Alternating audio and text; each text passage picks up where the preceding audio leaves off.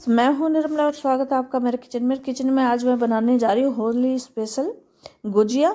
ये मावा गुजिया है। इसको बनाना भी बहुत आसान है और ये खाने में भी बहुत ज़्यादा टेस्टी बनती है। और जब भी त्यौहार आते हैं तो होली हो या दिवाली हो, गुजिया तो ज़रूर बनती है। तो होली में तो स्पेशल बनती है। इसको बनाना भी बहुत आसान है, तो इसी की रेसिपी मैं आपके साथ शेयर कर रही हूँ। गुजिया को आप एक बार बनाकर रख लीजिए, बहुत ज़्यादा टेस्टी बनती है और ये कई दिनों तक चलती भी है, बहुत ही खस्ता बनती है। तो चलिए बनाना शुरू करते हैं। तो मैंने 1.5 कटोरी के नाप से मैदा ली है। आप चाहें तो इसमें आटा भी आधा मिला सकते हैं। उसके बाद मैंने इसमें मोयन डाला है। मोयन को अच्छे से मिला दिया है। इस तरीके से मुट्ठी बांध के देखना, अच्छे से मुट्ठी बंध रही है तो इसका मतलब सही है। लेकिन मुझे ना थोड़ा सा कम लग रहा था मोयन, तो मैंने थोड़ा सा और डाला था। फिर थोड़ा थोड़ा पानी डाल के और फिर इसका सख्त आटा गूंदना है, नरम नहीं गूंदना है, थोड़ा सख्त ही गूंदना है। और फिर धीरे धीरे करके पानी डाल के इसको आटे को गूंद के इस तरीके से रख लेना है और 10-15 मिनट के लिए इसे ढककर रख देना है। इधर मावा गुजिया बन रही है तो मावा तो डालना ज़रूरी है। तो मैंने 300 ग्राम के आसपास मावा लिया है। बिल्कुल लो टू मीडियम फ्लेम पर इसको थोड़ा सा भुना है 1-2 मिनट के लिए।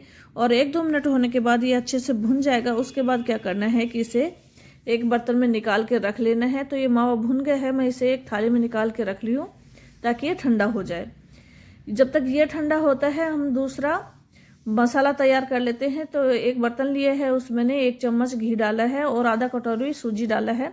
तो सूजी मैंने थोड़ी ही डाली है क्योंकि मावा को गुजिया बन रही है। इसको मीडियम फ्लेम पर थोड़ा सा भूनेंगे। जब सूजी थोड़ी सी भून जाए उसके बाद इसमें ड्राई फ्रूट्स मैंने क्रश करके डाल लिए हैं। तो काजू बादाम डाले हैं, ये देखिए इसका कलर चेंज हो गया। उसके बाद इसमें मैंने आधा कटोरी डेसिकेटेड कोकोनट डाला है। अब गैस की फ्लेम को बंद कर देना है। बस इसी में गरम में थोड़ी देर इसको भूनना। ये भून जाए तो फिर सारे मसाले को मावा में डाल के और फिर मिला देना है। ये ध्यान रखना है कि ये थोड़ा ठंडा हो तभी मिलाना है। उसके बाद इसमें मीठा डालना है। तो आप चाहें तो इसमें शक्कर डाल सकते हैं, चीनी को पीस के डाल सकते हैं या फिर मेरी तरह खांड डाल सकते हैं। तो मैंने यहाँ पर 1 कटोरी के नाप से खांड डाली है। और उसके बाद क्या करना है कि इसे अच्छे से मिला लेना है। लेकिन ये चीज़ ध्यान रखनी है कि ये जो भी मसाला डाला है मीठा डालने से पहले थोड़ा ठंडा हो गया हो, नहीं तो ये पिघल जाएगी। और मीठे को अच्छे से मिला लेना है फिर। और इस तरीके से हाथ से भी मिला सकते हैं ताकि इसमें कोई भी डली ना रहे, इस तरीके से। तो मसाला बिल्कुल रेडी हो गया है। अब आटे को देख लेते हैं। तो आटा भी हमारा लगभग तैयार हो गया है। एक बार थोड़ा सा और मसल लेते हैं। उसके बाद इसमें छोटी छोटी लोइयाँ लेके 10-15 मिनट के लिए हमने इसे रेस्ट करने के लिए रखा था, तो बिल्कुल सेट हो गया है। अब इसमें से छोटी छोटी लोइयाँ लेके और पूरी तरह बेल लेना है। और फिर इसे आप चाहें तो हाथ से गुजिया बना सकते हैं या इसका सांचा आता है उससे कर सकते हैं। तो मैंने लोई बना के रख ली है। अब बेलन से इसको बेल लेते हैं। तो कोई ज़रूरी नहीं है कि इसको गोल ही शेप में बेलें, क्योंकि हम इसको सांचे में बनाएंगे तो किसी भी शेप में बन जाए, कोई टेंशन नहीं है। तो मैंने इसे अच्छे से बेल लिया है। अब एक सांचा लेना है। तो मैंने इसको पहले घी लगा लिया था इसमें ताकि ये मैदा इसमें चिपके नहीं।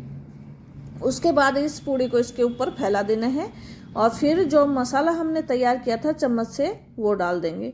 तो मसाला थोड़ा ज़्यादा भरेंगे तो गुजिया भरी भरी लगेगी, नहीं तो वो बीच में खाली रहेगी। इस तरीके से भर के और थोड़ा उंगलियों से दबाव देना है ताकि ये फैले नहीं। और इसके किनारों पे अगर मसाला लगा हुआ है ना तो उसको हटा देना है, नहीं तो फिर ये इसको बंद करेंगे तो बाद में दिक्कत आएगी। इसके बाद इसके किनारों पे थोड़ा सा पानी लेके और फिर लगा देना इस तरीके से। तो इससे क्या होगा कि गुजिया हमारी फटेगी नहीं और मसाला बाहर नहीं निकलेगा।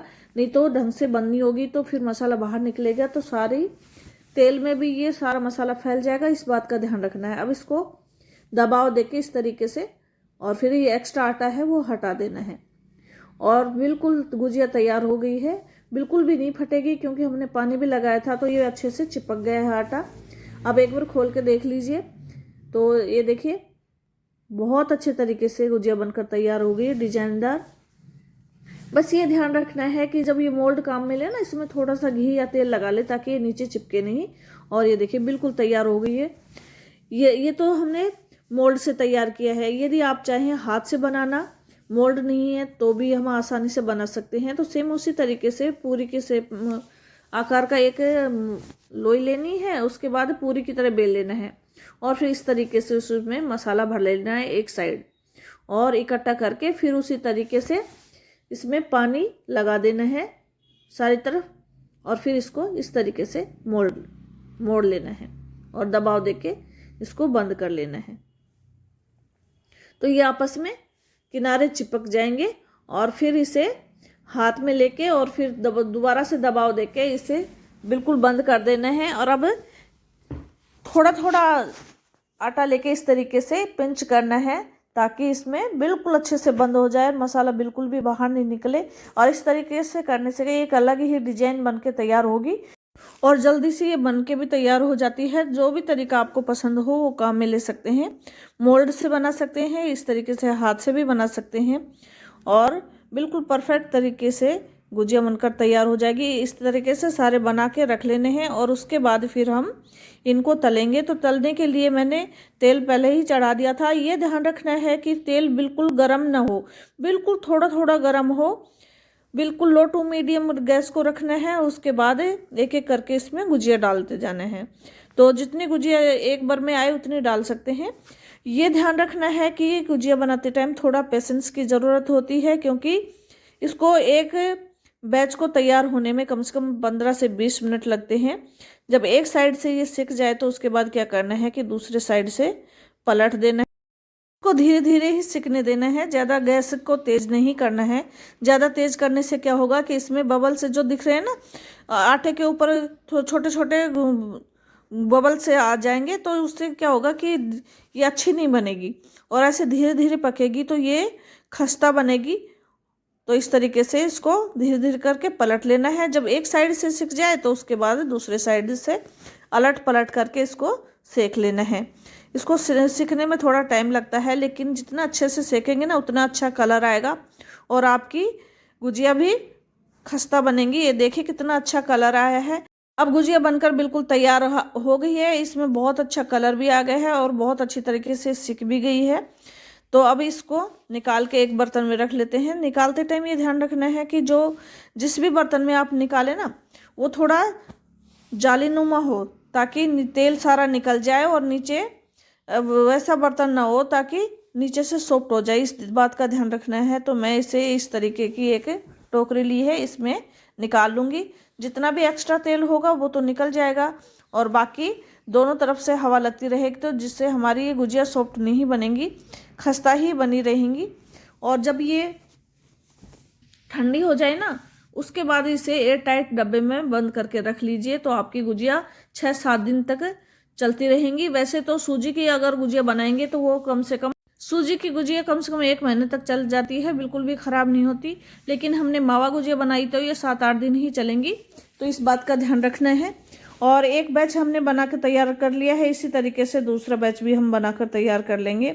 और जब ये अच्छे से ठंडे हो जाए उसके बाद एयर टाइट डब्बे में बंद करके रख लीजिए। आपकी गुजिया बिल्कुल कई दिनों तक चलेगी। और आप देख सकते हैं गुजिया कितनी अच्छे से बनकर तैयार हुई है। तो इन गुजियाओं की रेसिपी अगर आपको पसंद आई हो तो चैनल को लाइक कीजिए, शेयर कीजिए और सब्सक्राइब कीजिए और कमेंट ज़रूर कीजिए कि आपको ये रेसिपी कैसी लगी। अच्छी लगी हो तो चैनल को ज़रूर सब्सक्राइब कीजिएगा। देखने के लिए आपका बहुत बहुत धन्यवाद।